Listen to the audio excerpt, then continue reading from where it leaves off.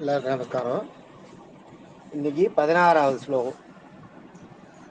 பவித்ராணாம் பவித்ரம்யோ மங்களானாம் ஜமங்கலம் தைவதம் தேவதானாம் ச பூதானாம்யோ வியப்பிதா.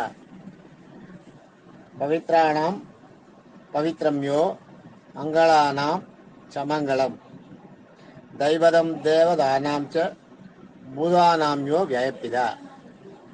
இதை எப்படி சொல்லணும்னா, பவித்ராணாம் பவித்ரம்யோ மங்களானாம் ஜமங்கலம் தைவதம் தேவதானாம் ச பூதானாம்யோ வியப்பிதா. பவித்ராணாம் பவித்ரம்யோ மங்களானாம் ஜமங்கலம் தைவதம் தேவதானாம் ச பூதானாம்யோ வியப்பிதா அப்படி சொல்லணும். சொல்லும்போது இல்லை, பவித்ரானாம்னா மங்களமானவர்னு அர்த்தம். பவித்ரம்னா மங்களமானது. பவித்ரம்னா பவித்ரானாம் பவித்ரம்யோன்றது சுத்தி பண்றோம் இல்லையா, அந்த சுத்திக்கு காரணமா இருக்குது. அந்த சுத்தம் பண்றதுக்கு காரணமா இருப்பார். அது என்னன்றது பின்னாடி சொல்றேன் பாருங்க. சுத்தம் பண்றதுக்கு காரணமா எப்படி இருக்காருன்றது பின்னாடி வரும் நமக்கு.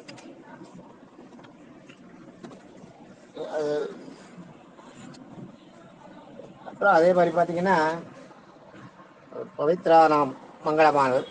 பவித்ரம்ன்றது சுத்திக்கு காரணமா இருக்கு. சுத்தின்றதுன்னா ரஜோ தபோ குணங்களால் தோஷங்களை போக்குவார். நமக்கு இருக்கிற தோஷங்கள் ரஜோ குணம்ன்றது, தபோ குணம்ன்றது சாந்தமா இருக்குது. ரஜோ குணம்ன்றது ராட்சச குணத்துக்கு கொஞ்சம் கம்மி. ரஜோ குணம்ன்றது அதான், மனசுக்குள்ளேயே ஒரு வீம்பு, ஒரு பிடிவாதம், ஒரு வஞ்சனம், ஒரு வஞ்சம், மனசுல ஒரு கோபம், ஒரு கொடூரம், இதெல்லாம் தான் ரஜோகுணம். ரஜோகுணம் தபோ குணங்களால் உண்டாகும் தோஷங்களை போக்கி பவித்திரமாக்குவார். அதான் பவித்ரம்யோ. சுத்தின்றது அதுதான். பவித்ரானாம் பவித்ரம்யோ மங்களானாம் ஜமங்கலம். ஜமங்கலம்னா அசுத்தம், மங்களம்னா மங்களம். மங்களம்னா சுத்தம்னு வச்சுக்கோ. மங்களம்னா சுத்தமானது, ஜமங்கலம்னா அசுத்தம்.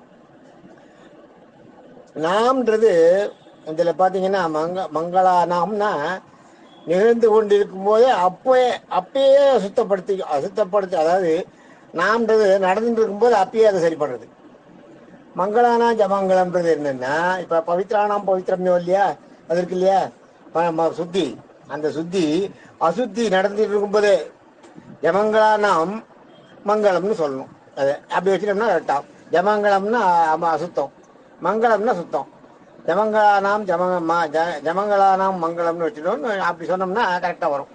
அசுத்தம் அப்போது அசுத்தம் நடந்துட்டு இருக்கும்போது, அசுத்தம் பண்ணிட்டு இருக்கும்போது அதை சுத்திப்படுத்தி நம்மளை ஆட்கொள்ளுவர். அதான் நம்ம மனசுல கொடூரமான எண்ணங்கள்லாம், தப்பான எண்ணங்கள்லாம் தோணும். அது மாதிரி தோணிட்டு இருக்கும்போது அது மாதிரிலாம் நினைக்காத, நல்லது என்னென்ன பெருமை என்னென்ன என்னை பத்தி நினைச்சுக்கோ அப்படின்னு சொல்லி நம்மளை அப்பயே நம்ம சில நேரத்துல பாத்தீங்கன்னா, நம்ம சில ஒரு மாதிரி மனசுல தோணும். அதுக்கப்புறம் ஐயோ வேண்டாம்ப்பா, இதெல்லாம் ஆகாது, தெய்வ குத்தமாயிடும் அப்படின்னு மனசுல தோணும். அது காரணமே பெருமாள் தான். உங்களுக்கு அந்த எண்ணத்தை கொண்டு உங்களை அதை சொல்லக்கூடாது அப்படின்னு உங்க மனத்துல அசுத்தம் உண்டாகும் போது அப்பயே அதை சுத்தம் பண்றவர் இவர். அதான் அசுத்தப்படுத்தி இருக்கும்போதே சுத்தம் பண்ணுவார். பார்த்தீங்கன்னா, நம்ம நதி போடுறது இல்லை, ஒரு ரிவர் நதி போகும்போது ஒரு பக்கம் அசுத்தம் பண்ணிட்டே இருப்பா, ஆனா இன்னொரு பக்கம் அதை சுத்தம் பண்ணிட்டே இருப்பான் பெருமாள். அசுத்தம் பண்ணும்போதே சுத்தம் பண்ணுவாராம். அதான் மங்களானா ஜமங்கலம். ஜமங்கலத்தில் உள்ள அசுத்தத்தை நீக்கி மங்களமாக்குறவர். கடல் தூர் வர்ற மாதிரி அப்பயே அந்த அழுக்க எடுப்பாராம். அதான் மங்களானா ஜமங்கலம். அப்புறம் தைவதம் தேவதானாம்ச. தெய்வதம்னா தெய்வம். அம்முன்னா கொஞ்சம்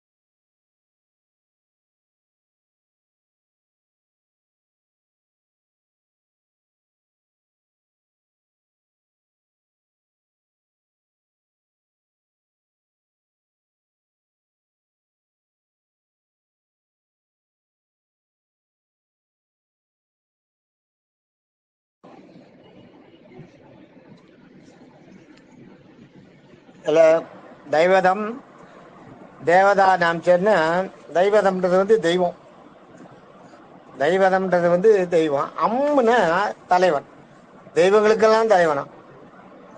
அம்மனா தலைவன், அறிஞன் தலைவன். வரும்.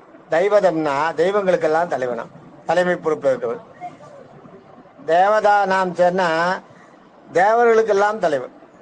தேவதா தேவதானாம், தேவதைகளுக்கெல்லாம். அதுலேயும் தேவதானாம் தெய்வதம் தேவதானாம், தேவதைகளுக்கெல்லாம் தலைவராம்.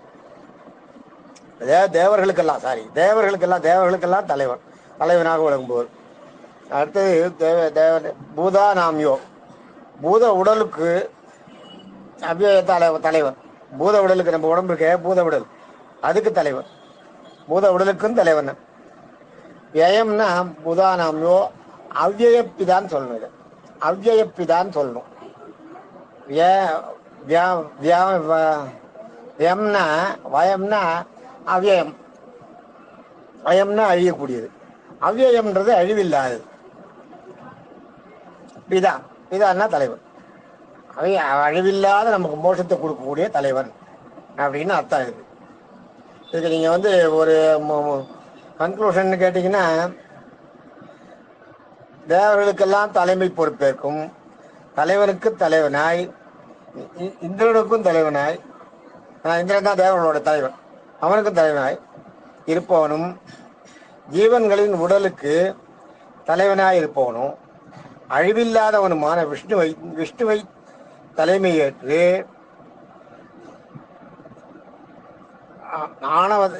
விஷ்ணுவை தலைமை ஏற்று